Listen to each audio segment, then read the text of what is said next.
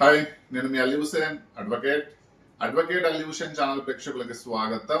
ఈరోజు మన సబ్జెక్ట్, ఒక తండ్రికి పుట్టిన కుమారుడు వేరే కుటుంబానికి దత్తత వెళ్ళినప్పుడు ఆ తండ్రి యొక్క అంటే జీవ సంబంధమైన తండ్రి యొక్క ఆస్తిలో హక్కు ఉంటుందా అంటే, ఒక తండ్రికి పుట్టిన కుమారుడు మరొక కుటుంబానికి దత్తత వెళ్ళినప్పుడు జీవ సంబంధమైన తండ్రి యొక్క ఆస్తిలో గాని లేదా జీవ సంబంధమైన తండ్రి పూర్వీకుల ఆస్తిలో గాని హక్కుని కోల్పోతాడు.